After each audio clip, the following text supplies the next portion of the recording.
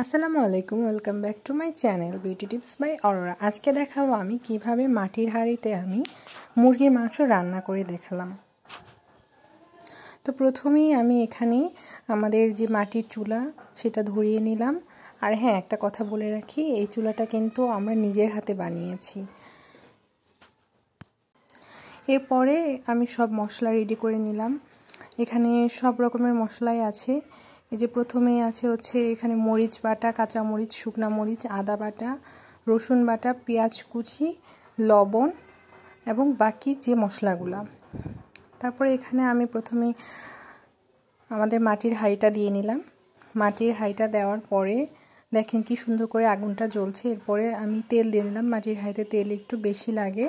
এরপর সমস্ত মশলা দিয়ে আমি কষিয়ে নিচ্ছি। তো আমাদের রান্না করতে করতে আসলে সন্ধ্যা হয়ে গিয়েছিল, তার জন্য আমরা লাইট দিয়ে রান্না করছিলাম। এরপরে সব মশলার মধ্যে আমি মুরগিগুলো দিয়ে দিলাম। তো এরপরে এটা সুন্দর করে কষাতে হবে। এরপরে একটু মিক্স করে নিচ্ছি।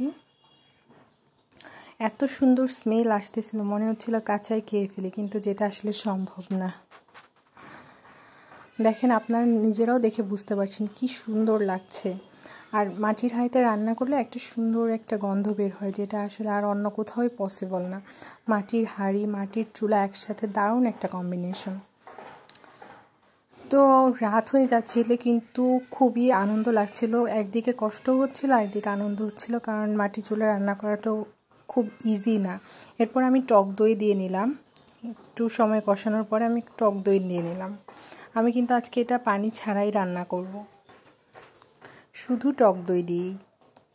দেখেন, আমাদের কিন্তু অনেক কষ্ট হচ্ছিল।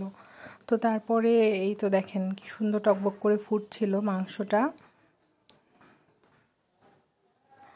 এরপর আমি একটু নেড়ে চেড়ে দিলাম। আর হ্যাঁ, এখানে অবশ্যই কমেন্ট করতে ভুলবেন না যে কেমন হয়েছে দেখতে। মাংসগুলো কিন্তু অলরেডি ওয়াও কি সুন্দর। দেখেন আপনারা, যেমন দেখতে সুন্দর তেমনি সত্যি খেতেও অনেক মজা হয়েছিল। আমি তুলতেই পারছি না এটা। দেখেন, মাংসটা কিন্তু পুরা ছেড়ে যাচ্ছে, এত সুন্দর, খুবই মজা হয়েছিল খেতে। যারা যারা খেয়েছে সবাই অনেক প্রশংসা করেছে। কিন্তু শুধু একটু আমার কাছে মনে হয়েছিল একটু লবণটা বেশি হয়েছিল। তাছাড়া ওভারঅল ইটস ওকে, ভালো। 10-এর মধ্যে কত? 10-এর মধ্যে 8 আমি নিজে আর কি রেটিং করলাম। তো এই দেখেন, খাচ্ছি আমরা। তো আমরা সবাই মিলে খেয়েছি, খুবই মজা হয়েছিল। আশা করি আপনাদেরও ভালো লেগেছে। যদি ভালো লেগে থাকে তাহলে অবশ্যই কমেন্ট করবেন, কমেন্ট করে জানাবেন। ভালো থাকবেন সবাই, আল্লাহ হাফেজ।